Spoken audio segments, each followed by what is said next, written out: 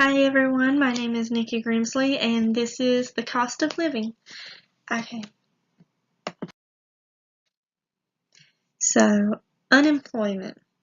Okay, when I first hear the word, I think of things like people worrying about losing homes and losing vehicles and people just abandoning them and then they become homeless and things like that.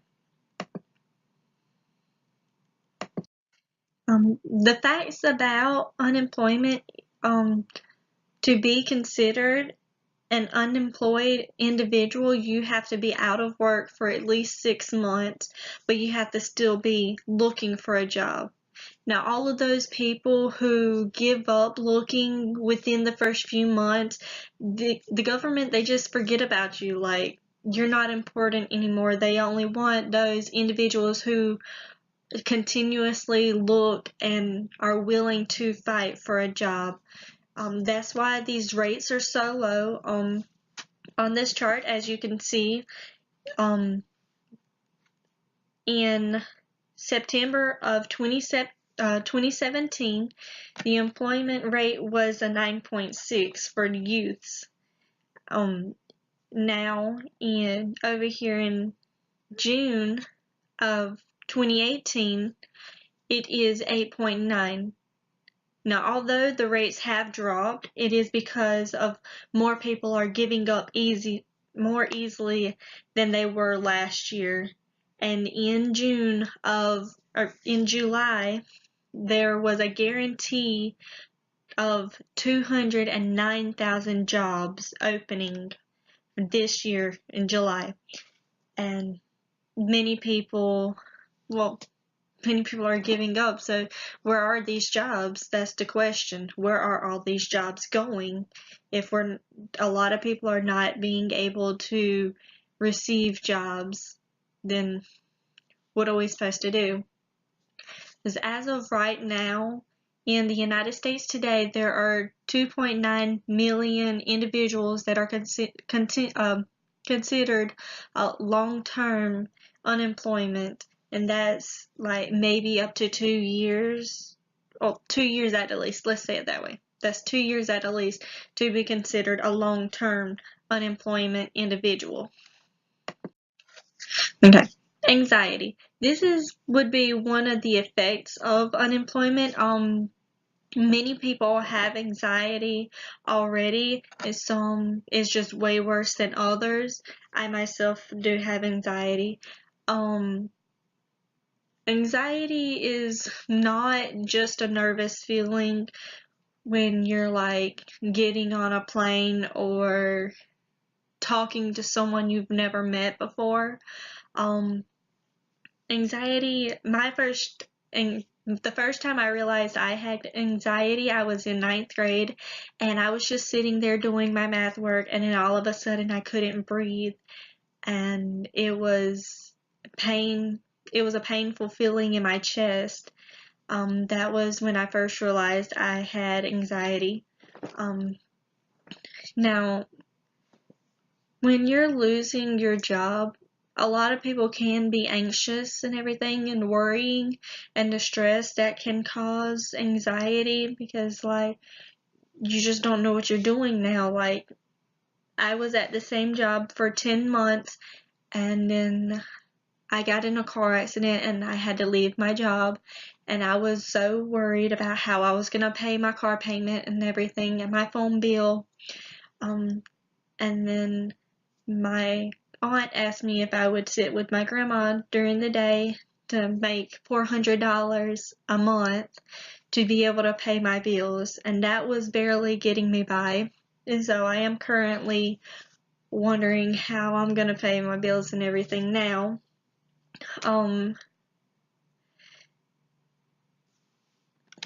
I guess you can say that anxiety is something serious. Um, like a lot of people, they go through anxiety, and this isn't something that is something good. Um, like when you have anxiety, you're always worrying and always stressing, and you can forget, you tend to forget things, yes.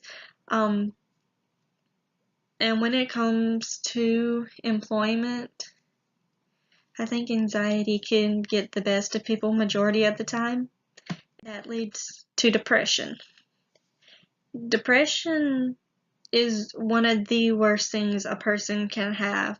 When you are forgetting to do the applications and forgetting to call all these stores and everything, or when you do the applications and you don't call, and then you start to worry, and then you're like, oh crap, is it too late to call? And so you don't call. It can lead to depression because now you've lost your home and your vehicle, and some people lose their family because they believe that you gave up, and some people have no friends anymore, and then now you're depressed, and it's not okay.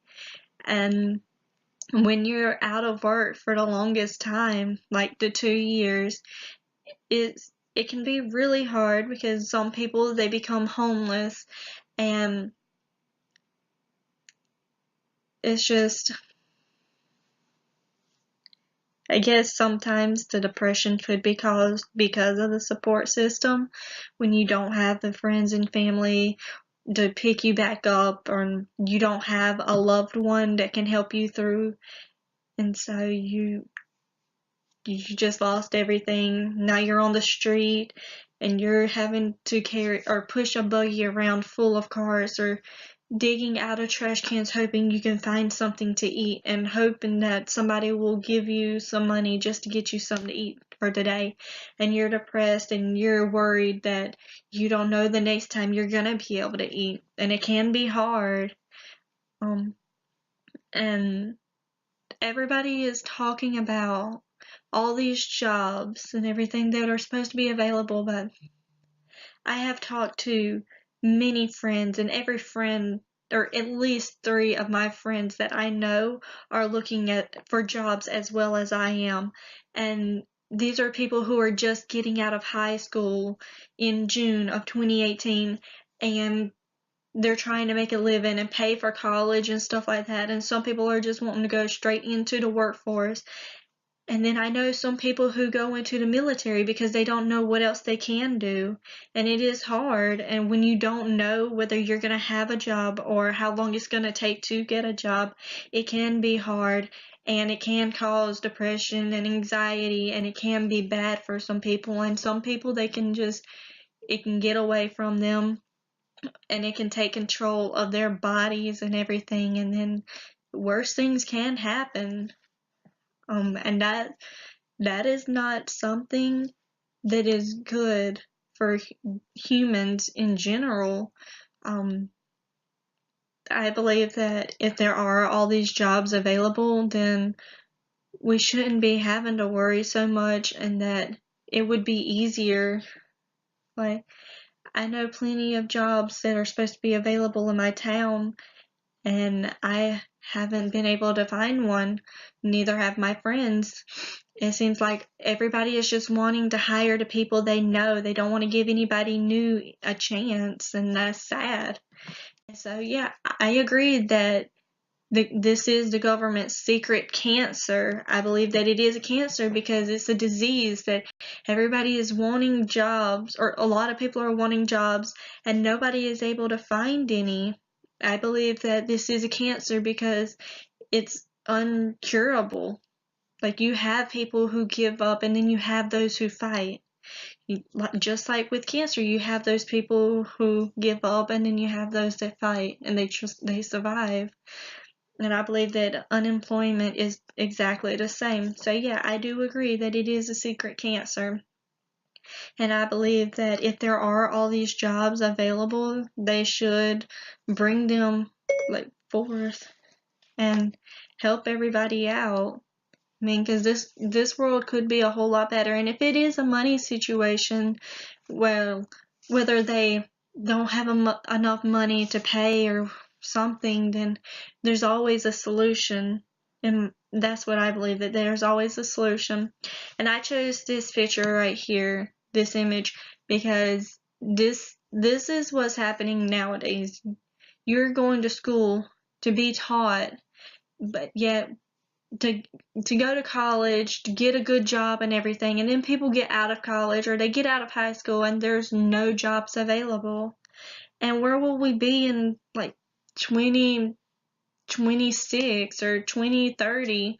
Where will we be? Where will we be in those years? Will the situation be fixed, or will it be worse than it is today? That's the question. How will unemployment affect our society in the future? Maybe right now it is bad. Maybe in the future it won't be as bad, or it could be worse.